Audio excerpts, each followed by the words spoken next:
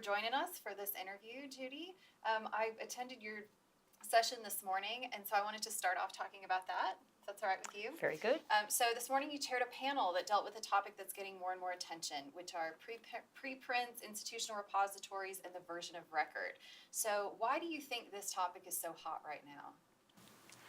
Well, I think if we take a look at the changes that have been occurring with funders approving preprints for grant applications, for grant reports, and Crossref actually approving a schema for preprints with a DOI being assigned, officially able to be assigned for preprints, it really shifts both the incentives and the opportunities for preprints to become a quicker path for publication of research results, especially for younger scholars, where it's important that they have visibility and that they meet their obligation for open access. And preprint isn't by any means an open access article, but nonetheless it is freely available, and it does give people an opportunity to read and provide them with feedback on it.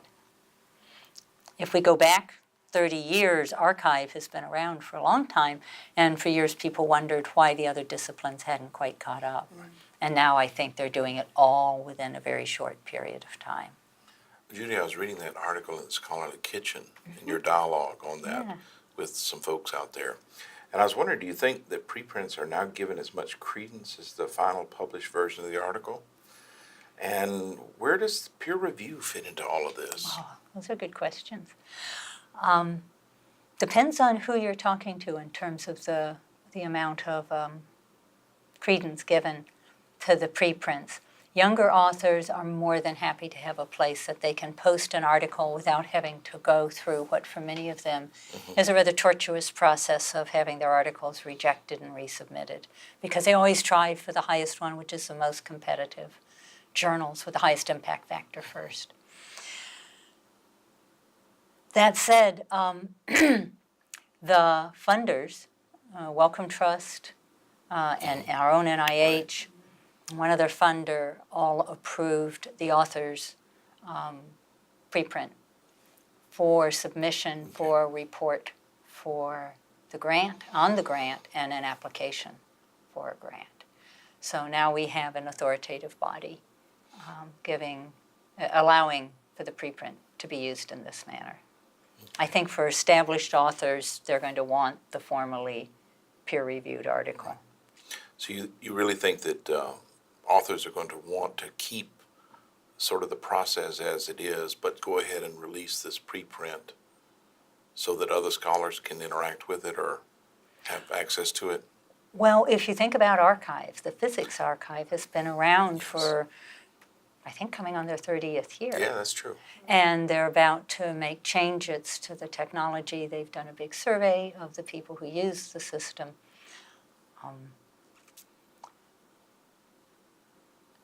But that's now spreading into other disciplines. Over the last 2 decades, we wondered why physics and no one else. And now it's finally coming about. BioArchive is the life sciences, ChemArchive is chemistry, and we have the Open Science Foundation offering software that has a host of other sub-disciplines using for preprints. So I think that's fueling this conversation about what does this mean now that we have DOIs, now that they can be submitted for grants. I don't think that's going to change the norm in the industry, which has a lot of value and metrics. The citations are done against the published version of the article. Okay. So until that shifts, I think the published version will still have the primary position.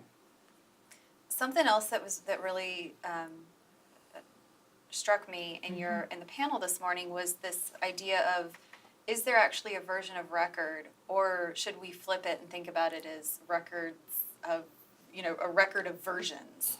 So it's so easy for articles to be updated and revised.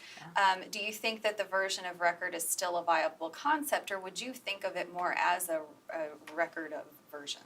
If we go through a whiteboard exercise and say, we're starting scholarly communications today, and what does it look like? you'd have a continuum of a process of digital communications taking place within various academic communities.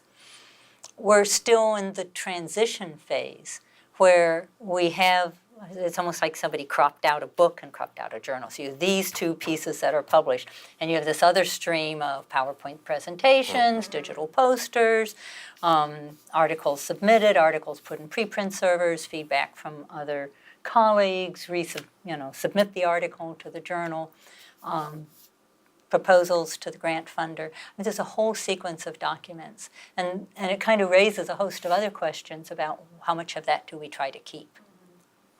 So if we were to start it today and there wasn't a legacy, it would be a much more straightforward question to answer. But there's this sense of continuity of the journal article. Right. Sure. And until that shifts, or the metrics around it shift, or the promotion and tenure requirements shift, I think we're going to continue to see the journal article. There's a lot of value in the peer review process, and Monica Bradford from AAAS Science editor made a very good point about the amount of extra work being done in regards even to things such as COPE, the Committee on Publication Ethics, because in the medical arena you can't name names of people, you have to make sure your data's been scrubbed. So there's certain guidelines that you want to adhere to, and the editorial process. Who would do that if it's just the author posting it in a preprint server? That said, the preprint servers are really popular because they're fast. Oh, absolutely. And they're good for supporting that communication. Judy, I was thinking about all the time and energy that we put into our institutional repository. Mm-hmm. And I was wondering what role the institutional repositories play now in the scholarly publishing landscape. I'm curious about that myself. And I'm actually interviewing people about that very question. Cliff Lynch had a very good report out on two roundtables that were done at the CNI Spring meeting this year. And he had envisioned, if we go back to when these first launched, the institutional repositories basically being the place where all the things that the faculty members couldn't submit for publication would be able to be collected and be safe within the university and not lost on a hard drive somewhere, particularly data sets and other components of the research process. I lost the thread. I'm not sure I answered the full question. It was about, the role of institutional repositories and what role are they playing What do they in the play publishing? now? Yeah. They really intersect, in my mind, on campus, and this is the part I'm exploring right now, potentially with research software, such as Symplectic or Elsevier Cells Pure, or Clarivate Analytics Cells Converis.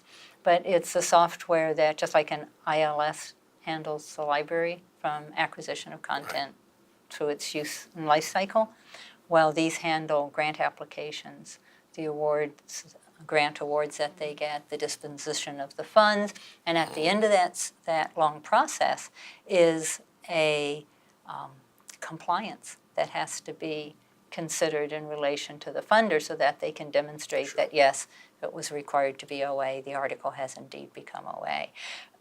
All of that being said, IRs can do pieces of a host of things. They can preserve content for faculty, they can host faculty profiles if an institution wants to showcase, if they're requiring that their authors get ORCID identifiers.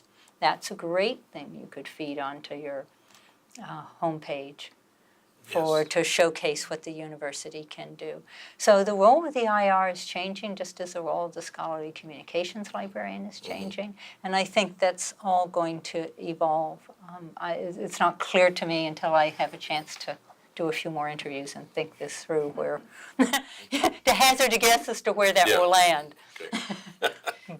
So do you think that the difficulty and the challenge in articulating the value proposition of IRs and what it really means for, it's not the means to an end. It's just a piece of this momentum of, kind of transforming scholarly publishing in a lot of ways. Do you think that the difficulty that we have, though, the people on the inside, in articulating it is somehow hurting our ability to capture more research output in it within our institutions. You know, we know that it's a hard sell. I actually don't have an IR at my institution. Jack, you were saying that you do manage an IR. And we know that we're only capturing a very small percentage of research output usually. And, you know, some of that is just marketing in a way, just getting the word out. It has taken years of outreach to the faculty to develop a dynamic where they are comfortable even to come to us and say, I've just done this. Here's my documentation, here's my stuff. And like I say, it's been a long cultivation process for our IR. So at least for us, it didn't happen overnight. We had a few initial people, and we actually give an award each year for the person who's done the most to contribute to the IR. It's a whole strategy within the institution. That's a great idea. And it's a big event. Wow. I think there's a bigger problem than that. For years, I worked with corporate libraries, special libraries, and they had an initiative on knowledge management, which in essence was capturing where the expertise lay within these really big corporations, because they'd wind up with two people doing the same research located in different countries and not knowing each other. I think, for me, there are strong parallels with institutional repositories. They were developed or introduced to meet a need that we saw, but it wasn't a need of the faculty. I don't know that the faculty articulated this. So without it actually meeting a need, we're out trying to sell something that they don't have a set of requirements for. And therefore, it's not a solution to a problem. So when you talk about marketing and you start looking at the design thinking and the research around marketing, sales, communications, helping people, you really look for the point of pain. Where are things not working for you? And if you can solve that point of pain, then you've got something that works. And that, to me, was a parallel with the knowledge management and the corporate libraries and the institutional repositories and the academic libraries. In both cases, the staff saw something that, oh, this isn't working, and we can fix it. The only trouble is the problem that you're trying to solve wasn't a problem for the person you're trying to solve it for. And therefore, you wind up with a solution that really is a hard sell, and obviously that's not what librarians are involved with. And it isn't that there isn't value there. I think there's a different way to approach it, and I think maybe it's part of that bigger conversation of the role of the faculty's output within the campus and the value of it to the institution. I would imagine that whether it's Western Kentucky or Reed College or any university, that it would benefit the university to showcase the research that the faculty's doing. I wish they would. I think it would help the general public and the parents who send their kids to college to truly appreciate the expertise that is housed within institutions. But that's me solving a problem that I'm not sure they think they have. So sometimes it's just a matter of timing. You know, when the conditions change, you might find these could be in hot demand in 3 to 5 years. And it all depends on how they evolve as well. Sometimes it does feel like we're doing the hard sell, though, I have to say. It really does. Especially the tension between, you know, what we think that they need and what they're telling us they actually want. I think a key element in ours, and not to take into your interview, but a key element of ours was to bring the administration in and get their full support behind it. That really drove a lot of it. And it pushed the departments to say, I want you to put your stuff up on the IR. And what sort of requirements did they have? I mean, was there I hate to say carrot and stick, but was there an incentive and a reward? There was a reward, you know, I don't think there was any kind of personal but, you know, you were considered a much more developed member of the university community if you did this. You were more active participant in the university community. And it, like I say, this did not happen overnight. And it was a tremendous amount of what you're talking about. And we now have a full-time person who does nothing but work on this. Well, Judy, was there anything else that came out of the session this morning, the panel, that you wanted to speak to or that was kind of surprising? One person came up to me afterwards and said, "I'm glad I'm not alone with all of these thoughts." So that made me, I've never been on a panel or organized a session where what we said to the audience were the questions. Usually, in organizing a panel, you're finding people who have some expertise and you're organizing a conversation to help share that. People are interested. But today, people were taking notes on the questions. And I found it challenging, and the motivation for me to create that session was trying to sort out what the questions really were and needing to sit down with people who had expertise to share their views, and they were quite different as we prepped for it. And in some cases, people would take one position, and then 10 minutes later, they'd take a different position. They were trying to sort, oh, I can see that. Oh, well, that makes sense. So I think right now it's clear as mud. and I think over the next few months, as some of the dust settles from it, we'll begin to get a clearer sense of, okay, what's emerging here that makes sense? Are there things that we may stop doing? Like, is it still worthwhile if you have preprint repositories in all the major disciplines?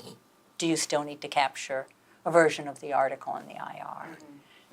Is it, what types of metadata do we need that we don't have? What sorts of structures do we need for what we do work with? So I think right now we're kind of continuing in the direction we've been going in, but the signals are the new DOI for preprints, the growth of preprint servers, the funders' decisions. All of those are signaling changes that will affect the behavior of people who are performing grants, the researchers. And that in turn will show up in terms of what their needs and requirements are. I'm going to switch gears a little bit, and everyone wants to get into hot issues, so we're going to have a taste of hot issues now. You've expressed a professional concern about fake news, and we were wondering, how would you define fake news as it relates to the world of scholarly publications? Well, I think of fake news as a term coming from the consumer side of the house, and given the news most recently, for me it has a malicious quality to it.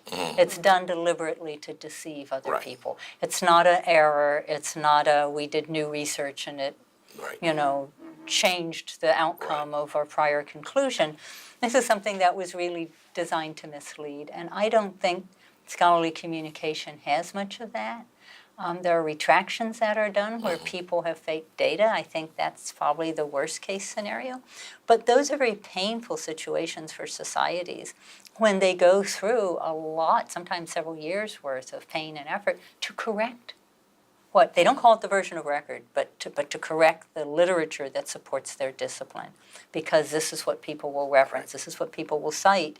And if we've had a character behaving badly in our midst, then we need to set the record straight, that this is not to be cited, not considered valid by the larger community and the discipline. So I have a little trouble assigning fake news to that, but on the other hand, I think there's we could have a much better appreciation of the work done by our researchers, and I think better communication with the market. I think sometimes people will disregard, the person on the street might disregard scientific announcements, news coming out, if it doesn't fit with their view of the world, and then in their mind, it's being labeled as fake. Right. And that, I think, is very misleading. So the term can change its definition and application, I think, depending on whether we're talking consumer or professional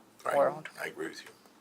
So in our industry, what role would you see librarians or publishers or scholars or peer reviewers playing in combating the concept or the phrase fake news? I think there's a lot being done already. Certainly the peer review process challenges authors' assumptions. Sometimes they have to go back and redo additional work. The the Committee on Publication Ethics deals with issues. I think the software that Crossref offers called iAuthenticate that is able to detect plagiarism, all sorts of tools we use to create a work at the end of the day that's published that we feel has some validity. And, who knows how that path will change going forward, but as of this point in time, I think there's still a number of people who value that and appreciate the work that goes into it. And it's usually the editors of the publications and the peer reviewers themselves. If you're involved in the work, you know what goes on. If you haven't done it, then, and you're on the outside, it's, somebody read an article. How much time does that take? Where in truth it can be hours, and then you write it up, and and then you go back and review it when the author resubmits it. So there's a lot of effort put into producing really good literature. So we play a pretty big role then, I'd say. Absolutely. Jack, do you teach instruction? I lecture and I do research instruction occasionally. Do you ever bring up fake news? I haven't done anything this past semester, so I haven't talked about it. But I have been involved in examining the work of a faculty member for what I call dishonest scholarship. And this person I found that it truly was plagiarized, and he was dismissed. And that's, I think, to me, what you're talking about is false research, plagiarized writing. I know my friend at Missouri, Dr. John Budd, has done a study of the continued use of even discredited research in the medical and scientific, and that's where a tragedy could occur. Well, and has. And has, yes. Yeah. So it's a very serious issue. Fake journals, the whole issue. Oh, yeah. And I watched. It was a tragic thing to have to be involved in, to basically dismantle this person's career. But then again, you're thinking, if we don't stand for anything, then we just have nothing. Right. So, yeah. But Right. my next research instruction will indeed include something about fake news. Yeah. I think that for some people it's sad because it's a slippery slope. Yes.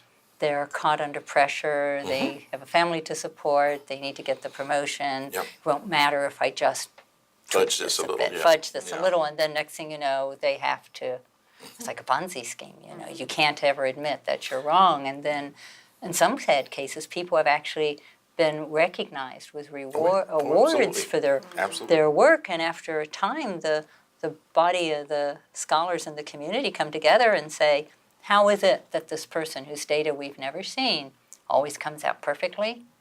Mine never does. And suddenly everybody's starting to look around and they begin to say, there's something questionable here. We need to have somebody look at the data. If it's not us and it can't be made public, somebody in a position of authority needs to verify that this is indeed what's happening. And that's when one of the ways that people get caught. And, after all, when I looked at this person, they had a career of 18 years. Now, part of me said to myself, well, this is really sad. Part of me said, you had 18 years to produce valid research.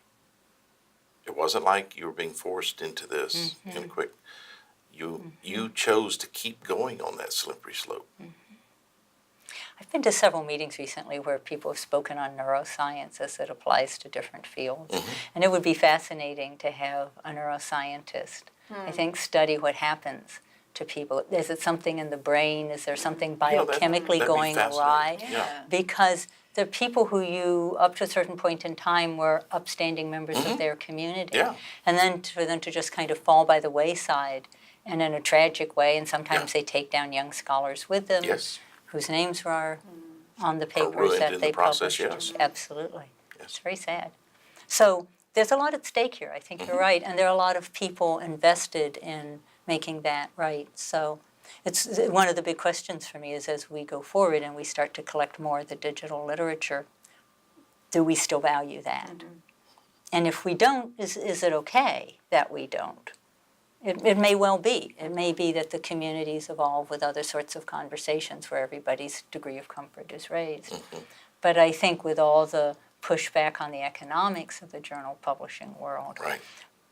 we still have to acknowledge that for the scientific communities, there's a role played and served by a structure that has been built up over time. Yeah. It's not to say that it doesn't need to change, but how that gets done and over what period of time, are we going to give up something in the process, or do we need to figure out another way to accomplish that and let the technology piece continue to evolve and the reward mechanism continue to evolve? Thanks. You know, you mentioned that a topic of special interest to you is the content and containers in light of increased use of handheld devices.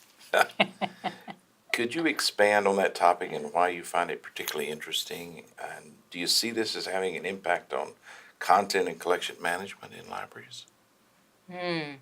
Well, did you know that Google, 3 or 4 years ago, decided that the markers, actually the data showed that there were more searches being done on handheld and mobile devices than there were being done on laptops and desktops. And this was 3 or 4 years ago? Wow. Wow. 2 or 3 maybe? Yeah. You know, I so can don't believe that. quote I can me on too, the yeah.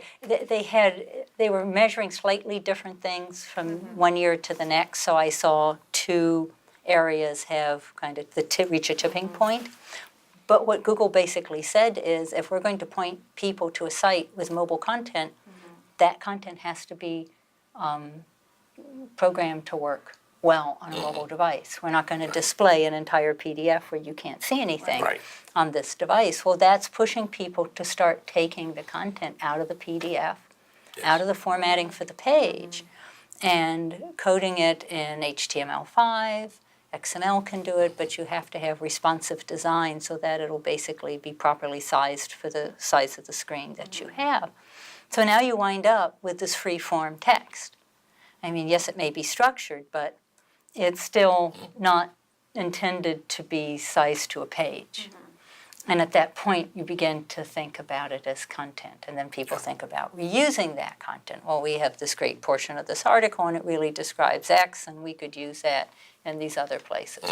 So you see many more conversations about content in the corporate community. But I think in the academic community, there are opportunities to think about reuse of content, whether it's in an article or in a classroom situation, that could be beneficial and be used in other ways. So when you begin to think about it that way, it changes its structure and its uses and how you want to. And the other piece is, when you're reading on a device, you may not want the entire article downloaded. That's You true. you want to read one line, so you start chunking it.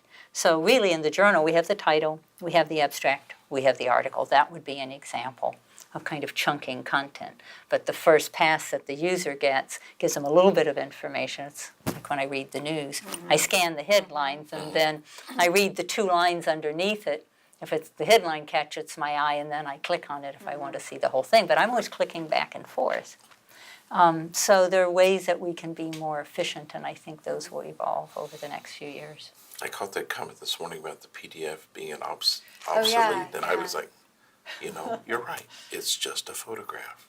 and how can you work with that data? Well, people think of it as size to print.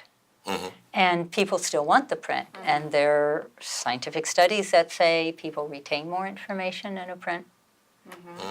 In print form, the light on the screen can affect your comfort level and how much information you retain when you're reading on a screen. That's true. Students do better with print textbooks than they do with Yes. ebooks. They do. So we have by no means replaced the print world. No. That being said, someone said recently at a meeting that technology, we don't migrate from one version of technology to the next. We accumulate it. So if you think about print and then you think about Really depressing thought. all the different forms we still have, Yeah. and how we just, a new form of technology, I'll add it to the stack.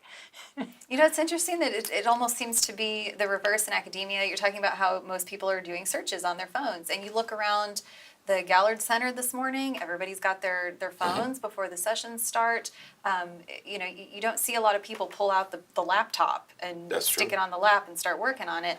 But our data show in the library that our students are a very, very small percentage of traffic to our online resources is driven through mobile devices. It's by and large still a traditional, you know, a PC or a laptop. Yeah.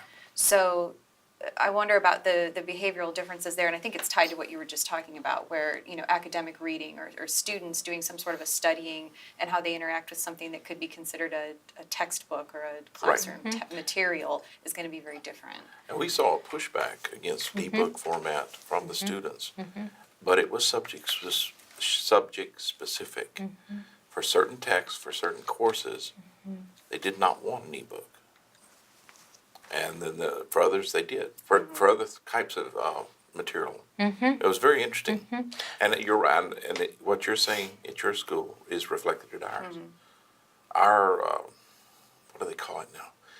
Our commons, which is basically our computer lab that looks really nice and fancy, and it's very homey, is always packed. Yeah. Packed to the gills. You know, they're waiting to get on. Yeah. So, and I see them use the devices, but I'm not sure what they're using them for. I think that, well, you know, myself, when I'm doing my own research, I'm definitely not going to be reading a scholarly article on my phone.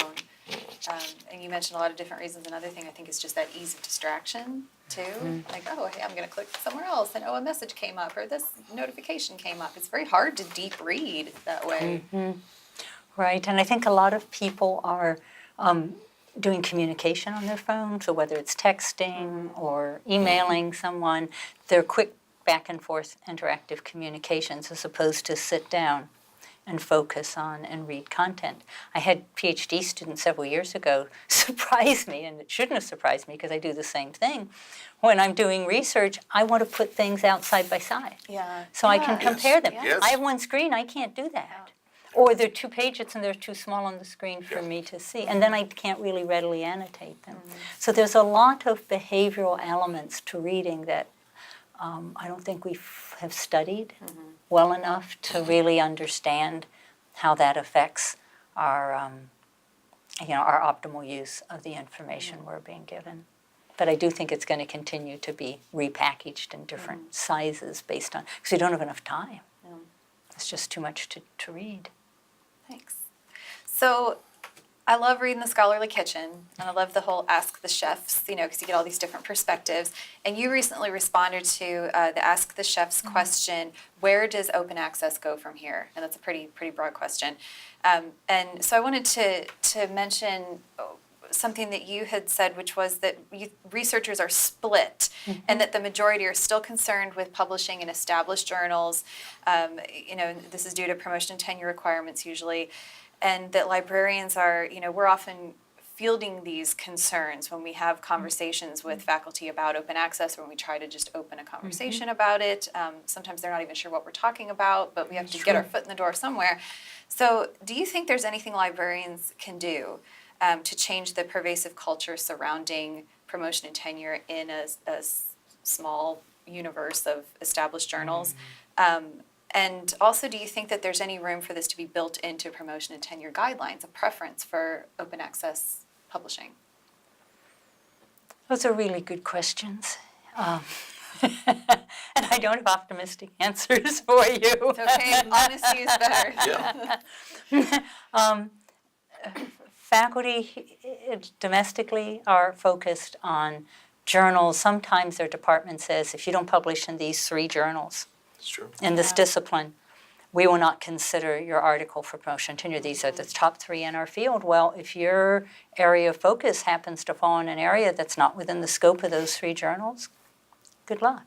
So I really think that at some level, the way that we're using the metrics available to us can, in instances, virtually warp a field because people's natural interest can't, there's not a path for them to go forward and follow the research on that. If indeed they have a family to feed and promotion and tenure requires that they have their content in a certain place. So what librarians can do, I'm not sure universities understand what they can do. It's pretty ingrained. I know a couple of societies that have tried to talk to the deans of schools and bring home to them what's happening, but the reality is there's a hierarchy that's established. I mean, on campuses we still have problems with fraternities and sororities, more so fraternities with hazing. Why is that? A hierarchy has been established. That's right. And it's a pattern that just plays out year after year. So until something comes along to disrupt that pattern, you know, I don't know that ideas are going to be persuasive. Free access to content, a better world, research faster. We're a consumerist society. That which is value and that which we have to pay for has value. That which is free is not valued. And I'm talking even in the academy. You see it especially, you know. It's that, I think that's one of the things that hurts the open access, is that idea, that consumerist ideal that which costs us money has value. That they do have to pay as authors. Oh, I know. And if they want It's an gold. illusion, somewhat of a fantasy, yeah. Yeah. I do agree, though, Jack, that there's a skepticism that comes with, Yes. well, wait a second, I shouldn't be getting anything for free, or there shouldn't be anything that's just open, you know, content. That means it must be lesser somehow. Like, it's not as good, because otherwise, if it was good, then why would I have to pay for it? Well, if many editors and faculty have received the spamming letters from the predatory journals, Oh, yeah. Oh, yes. you know, where it's just egregious. But if that's their taste of open access, it's not a good experience for them. So it doesn't But I necessarily. agree with you. Some incident will have to occur to start the change process. Because you're right, it's very ingrained. It may well be economic. Yes. I mean, economic is usually a prime motivator.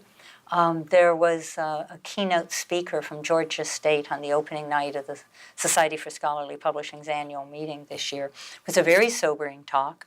She had research on a global scale, but also by country. And she tracked this for many years and worked with one of the big global NGOs. And it basically was documenting the number of tenure-track positions compared to the number of adjunct positions. And I know of one school where, and within the business school, they had a discipline that had, go back 15 years, 17 tenure-track positions or 15 tenure-track positions and 4 adjunct. And over that period of time, it had flipped. And they had 4 tenure-track positions when I spoke with them and 17 adjuncts. Wow. So with that happening within the academy, the drivers to publish, the rewards for publishing, are at some point it's going to be noticeable, but we're in a global environment. So articles are still coming in from many, many countries into English language journals. True. So I don't know that it's become a problem, a noticeable issue. I don't think it's surfaced as, oh, this is something we have to deal with, but it's clearly a change within the academy that at some point, you know, the next time we have an economic crisis in this country and people start belt tightening again, you know, as they did in 2008, you know, a host of things could change. And, you know, that could be an economic shift. Well, Judy, thank you so much for taking time to talk with us. It's been a joy and a privilege to chat with you today. Thank you, Jack. It's been a real pleasure. And Erin, Yeah, I really thanks very appreciate the time you spent and the wonderful questions that you've asked. Great. Enjoy the rest of the conference. Thank you very Absolutely. much.